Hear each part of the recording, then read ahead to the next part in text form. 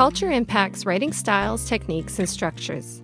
As well, culture affects our thinking, attitudes, and behaviors towards learning. Thompson Rivers University has students from over 80 countries and regions who represent more than 100 cultures. These students are learning and writing in an academic setting that may be familiar in some ways, but may also differ from their previous experiences. Both domestic and international students bring their own set of writing styles, techniques, approaches, and unique language, rooted in their individual cultures. Students from different cultural backgrounds face challenges within this academic setting and develop strategies to overcome them. The intent of this video is to include the students' voices in a discovery of their individual approaches to writing.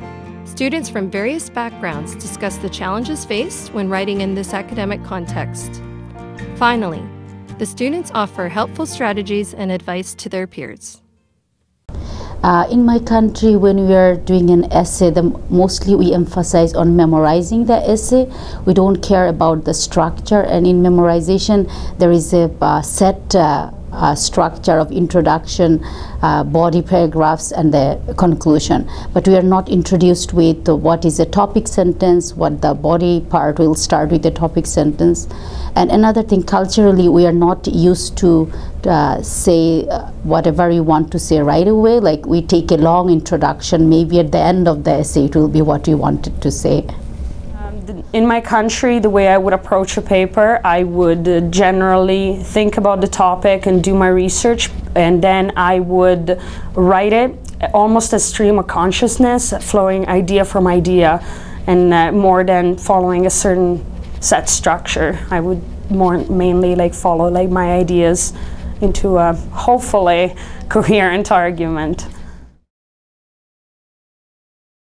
Well, the difference with writing at TRU, the way they expect you to write a paper is mainly you have to have a set structure, so you need to think more in blocks. You need to have certain things, you need to have an introduction, and within that introduction there's things you need to have.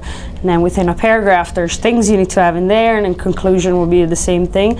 So you have to, instead of just following your own ideas, you have to organize the ideas after you have all of them.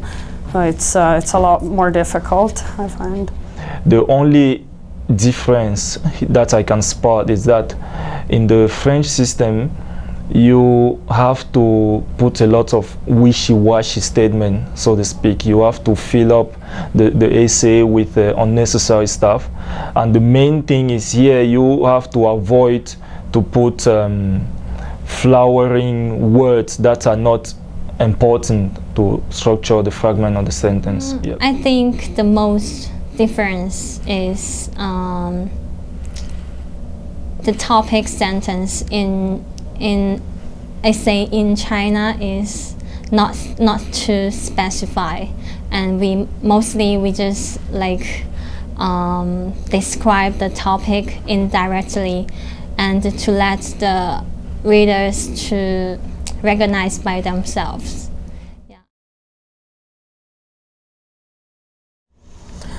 I would say the main challenge in writing an essay is you need to have all of your ideas before you start writing, because you have to reorganize your ideas instead of just simply following them as if I was explaining to someone a concept and I was just going from logical point that grows into another logical point. You have to have all of those and then organize them in points. I think that's the most difficult part.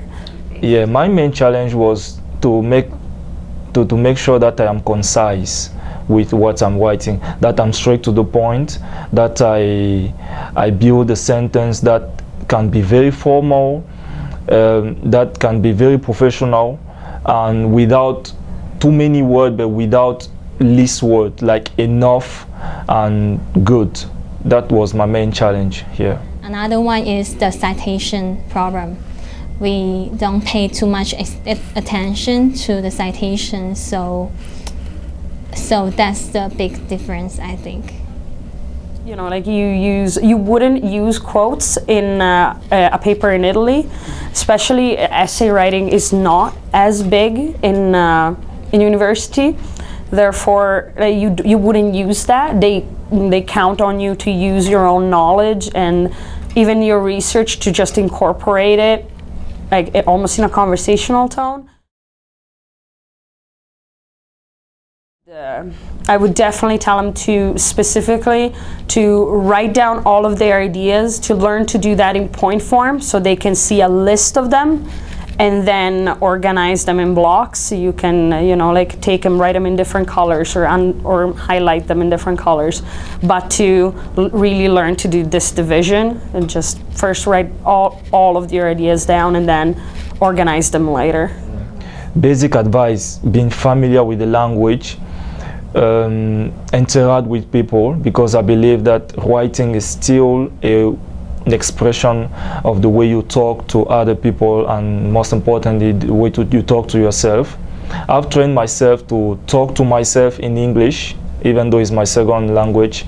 I've trained myself to read everything that comes on my way, and practice tend to perfection. Yeah.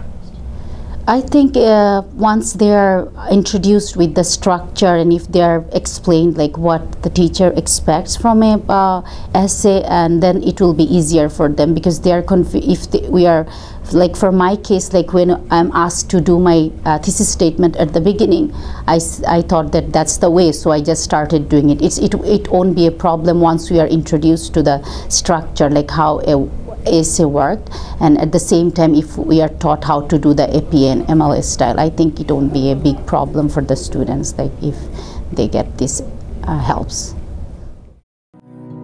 If you